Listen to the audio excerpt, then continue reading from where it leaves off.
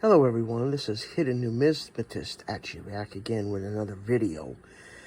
I had a request from one of my coin buddies to do a video of my Franklin half dollars, including the small stack, unfortunately, of my slabbed ones. So this is exclusively for our scientist, Benjamin Franklin. This is Dansco stock number album 7165.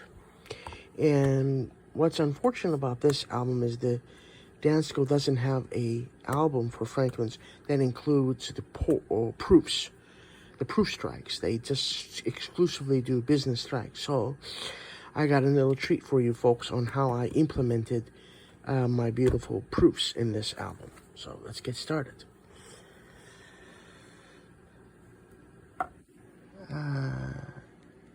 These are the vintage figures. As you can see, these are only, what comes in the album is the proof strikes. I mean the business strikes. These are the vintages for the business strikes. I went ahead and I added, and proof started in 1950 for the Franklins, the proofs. There's no such thing as a proof 48 or 49 when this series, beautiful series, started in 48. Later, I'll explain this later on. Now, these historical pages, again, didn't come with Dansco. These are from Littleton Coin Company. And these pages fitted perfectly in here. And anything that explains Benjamin Franklin or any coin series for that matter, I like to incorporate into my albums. And me being a person that loves technology and science and innovation, I'm thrilled that these pages fit in here like a glove from Littleton. So thank you, Littleton. So as you can see here, my friends, this just explains the history of Benjamin Franklin, his accomplishments that he did for us. Bless his heart. Again, more beautiful. This is with the kite and lightning and what have you there. And explaining again more on Mr. Franklin. And this is the start of the Franklin. This explains the history of the Franklin half dollar. He's fitting here very well from Littleton. I'm sure that if you were to Google Littleton Coin Company and see if you can get these historical pages, and this is the beautiful bell on the reverse of his beautiful coin where we honor Benjamin Franklin. And this album is a very easy album actually to do in BU. There really aren't any stoppers to this series. I'm going to thumb through these. Let me quickly explain to you who this gentleman is. This is really cool. This is Mr. Patrick McBride, who is frequently seen at very large coin shows like the Fun Show, Whitman shows, the A&A shows, big major A&A shows. He comes and he portrays Benjamin Franklin, and he was giving away these cards, and I got one and put it in here because I think that's a damn good representation of our Benjamin Franklin. Mr. McBride, I think does a very, very good Benjamin Franklin. And then he portrays his history, his accomplishments, and what he did and his inventions. So it's really cool to see Mr. McBride. Okay, this set is all Ankh BU. Again, as I was trying to say, starts out in 1948, and this set is very easy to do in Ankh. Now, they are all Ankhs. They're not all high mint state. All right, they're MS60s. As you can see, for example, the Denver strike could use a better upgrade. And as I said, as I always do in my coin videos on my Danscos, whenever I see an upgrade that I know will work, I do it. The mint mark is on the reverse of these beautiful silver, 90% silver coins from our nation. And they were all struck in Philadelphia. Did I do this one? Philadelphia, Denver, and San Francisco did the business strikes. Philadelphia, not San Francisco, folks. Philadelphia did the proof strikes. So Philadelphia did the business and proofs, and then Denver and San Francisco picked up and did the business strikes for commerce, for circulation, for spending. I think that was taking out of a mint set, I believe, as original toning.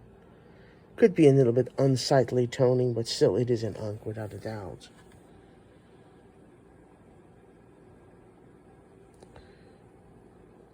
It's a pretty easy set, as I said, to do an unk. You just got to have patience and don't jump the gun and overpay.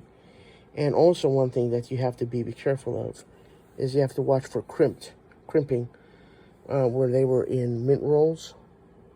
So try and watch out for the fields and make sure that you don't have any roll. Like, for example, this one is a very, very faint pinch roller mark from the gunshot rolls of $50. Again, this is one that would probably be upgraded. There's a nice, beautiful Franklin. I just love, I've said it several times in my previous videos, my friends, the blast white, the beautiful silver coins are just gorgeous. They're like candy. You just want to eat them. Put the slide over Mr. Franklin. Sorry there, Ben. Apologize, brother. Let's look at the reverse. And I'll show you where typically the mint mark is on these. There it is, right above the bell. My phone will pick it up. Right below the E, above the bell. Right there. Boom. Right there. Original toning developing on that one. Love the blue and purple hues. You don't see that toning just in silver. You'll see that in Jefferson nickels. Jefferson nickels, except for the silver ones, they're all cupro nickel. And of course that set is also in unk. I should do a video on that sometime, but this is to honor Mr. Franklin exclusively. We can cover Thomas Jefferson in his own video. Beautiful mint set, pulled out of a mint set. I had originally first done this set in circulated, average circulated, by just going to dealers and looking at their junk silver bin. And then I started seeing at coin shows and coin shops that, hey, actually, it is easy to do this set in unk. One more tidbit that I want to explain that's really fascinating about the eagle.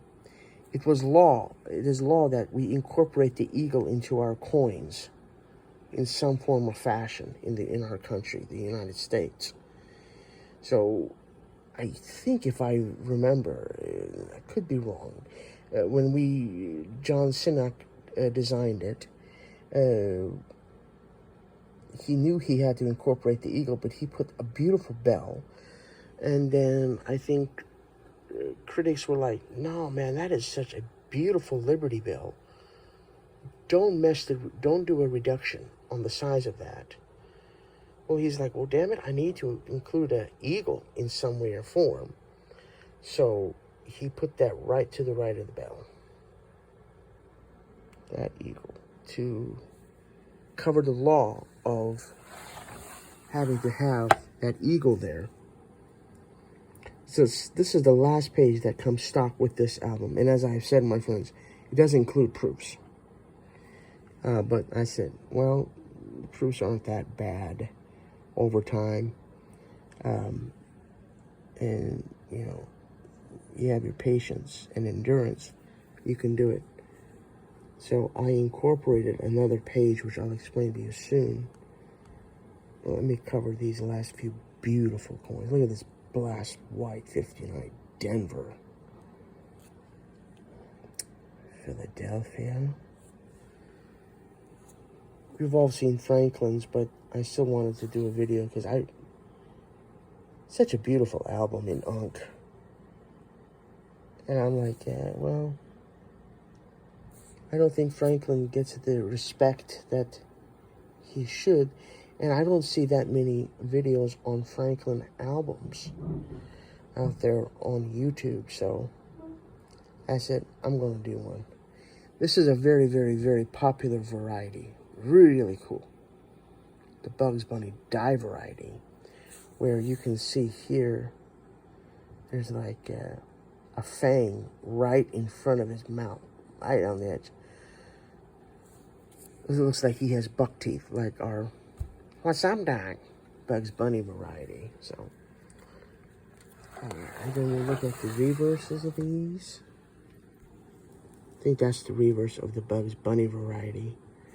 I kind of wish they would have a port for that variety, but typically Dansco doesn't include ports that are labeled for varieties, even for the common ones.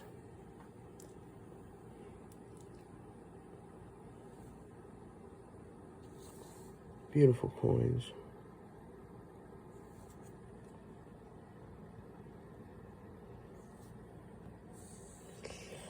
Do the rest of these, and then we'll get to the proofs that I'm going to talk to you about.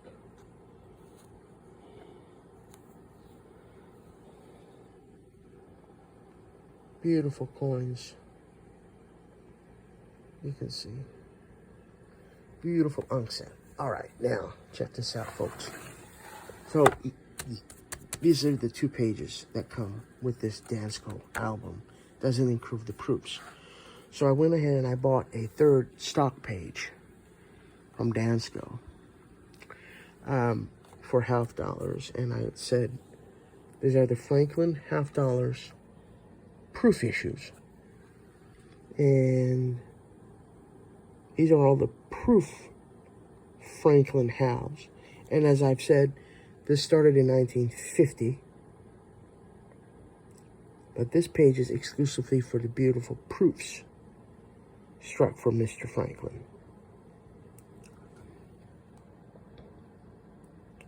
All struck in Philadelphia, which is kind of cool.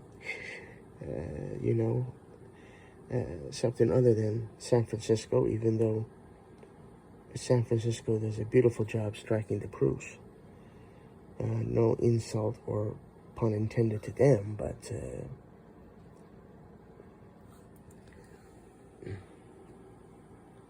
love these coins.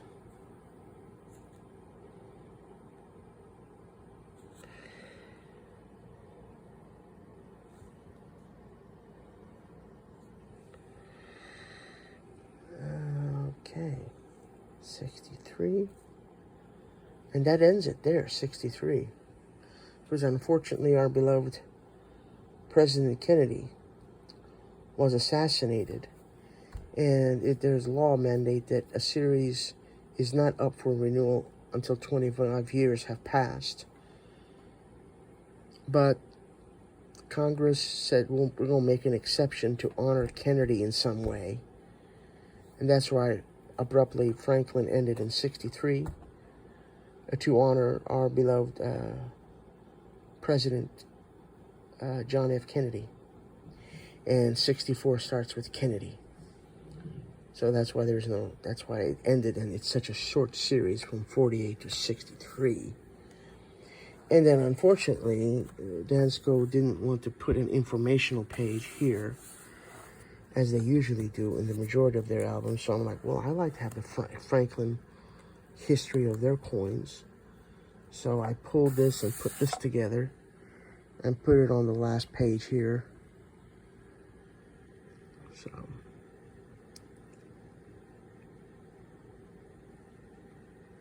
So you can, I'll zoom away, bird's eye view for you folks.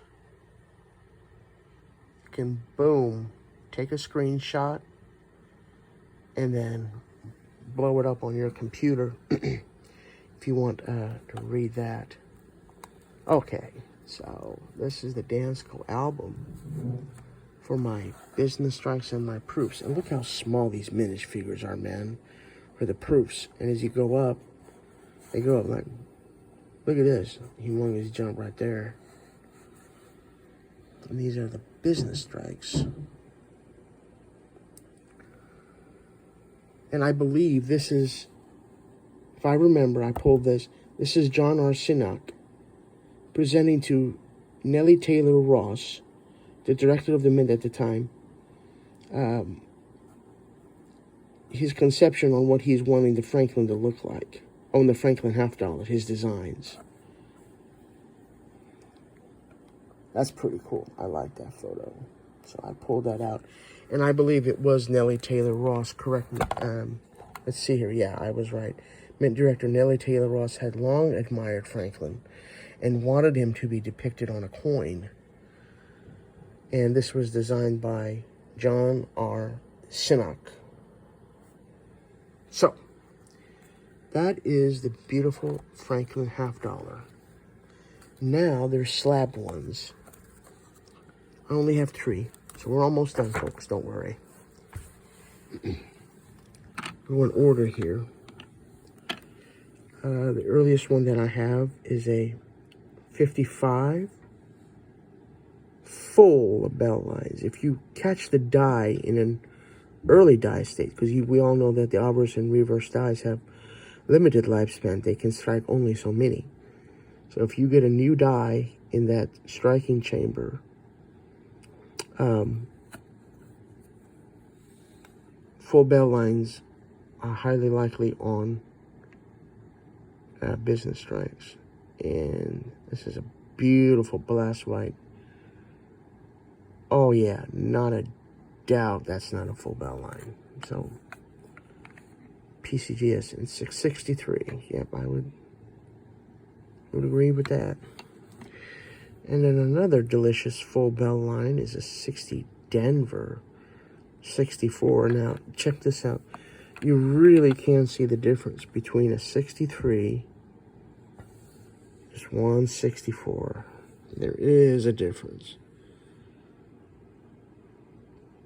Yeah, this one's a little bit sharper than the 63. Both full bell lines. Yeah, that's a little bit better, more delicious reverse on that. And the last one. Don't have any proof. Franklin's slabbed. I'll get one that's not difficult to do. Especially the later years are very doable. And a proof in a nice PCGS NGC slab. So, all right, my friends. Well, that's it for Franklin. I've given him, I think, about almost 20 minutes of my time to this wonderful man. I hope you enjoyed this video. Leave your thoughts and comments below. Let me know what you think. And all have a blessed and wonderful day, evening, morning, wherever we are in this beautiful world. God bless.